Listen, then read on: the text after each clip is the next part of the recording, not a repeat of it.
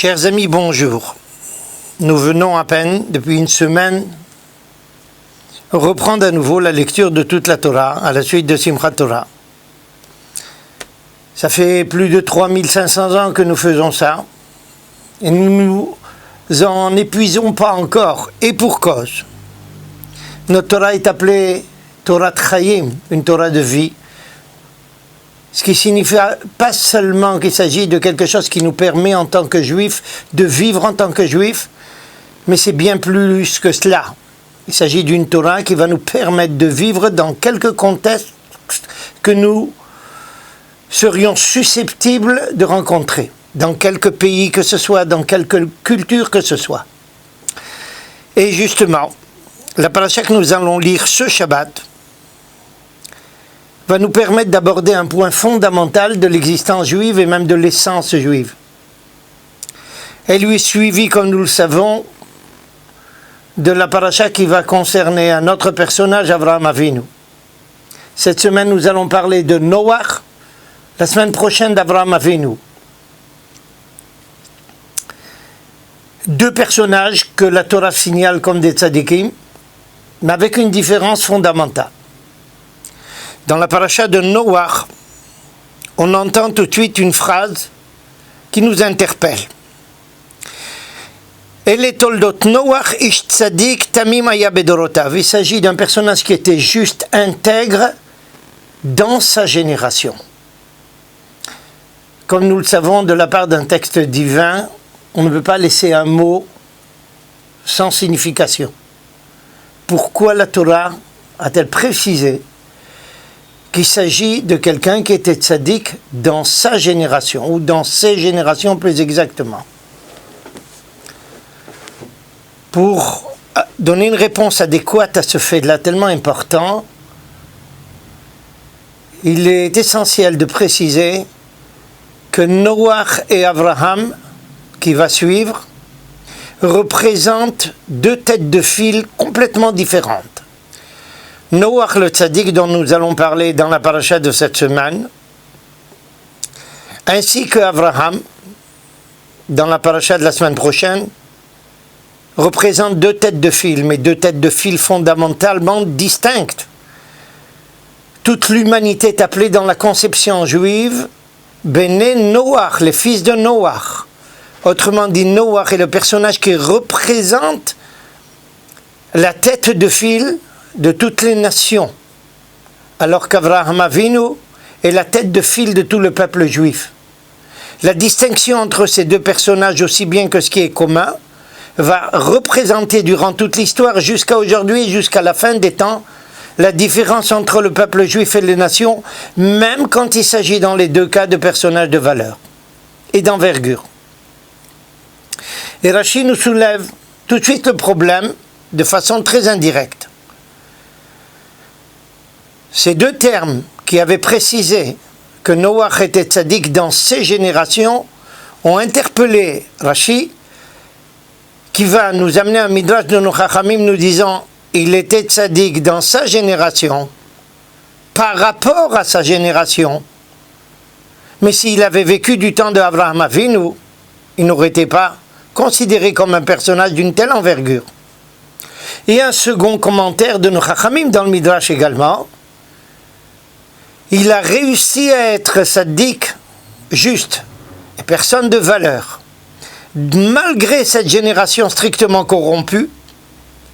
Qu'est-ce qu'il aurait été du temps d'Avraham Avinu? Il a un point humain très simple, très clair.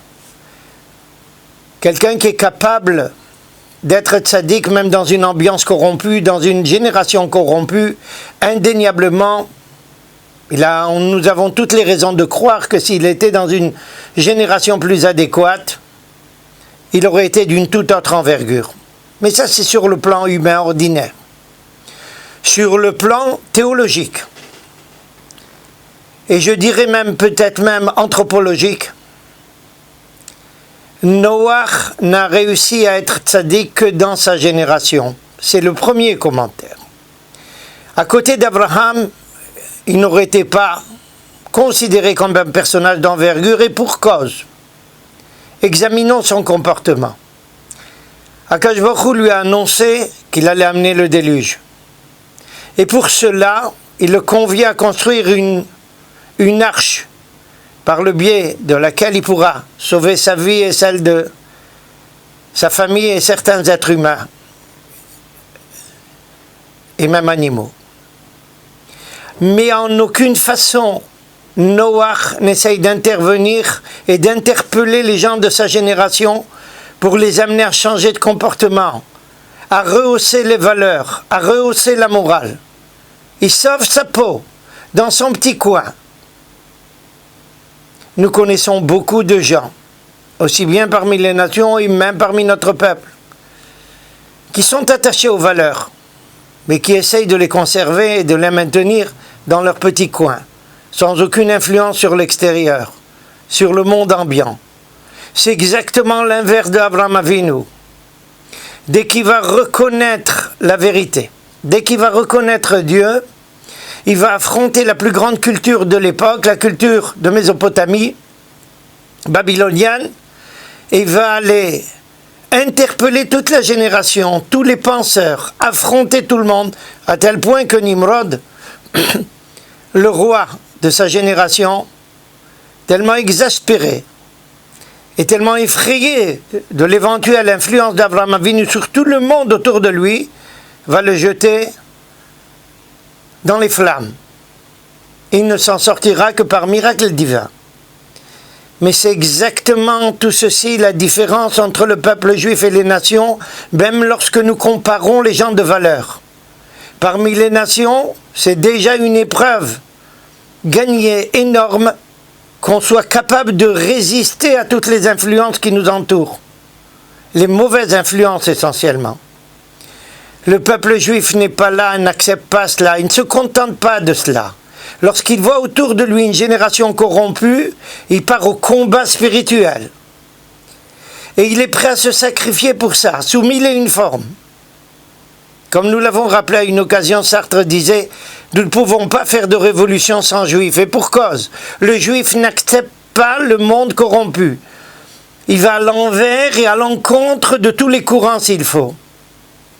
C'est l'enseignement que nous devons retirer justement de la comparaison de ces deux personnages qui ont un impact sur toute l'histoire humaine et qui gèrent même par leur comportement toute l'histoire humaine.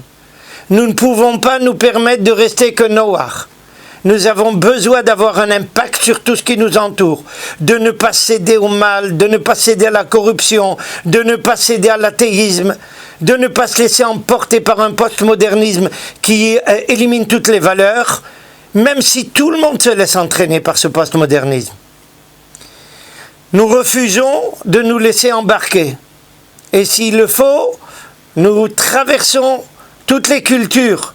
C'est le Lech Lecha de Abraham Avinu. Lorsqu'il s'arrache à la culture de Mésopotamie, il s'arrache à tous les courants qui géraient l'histoire humaine.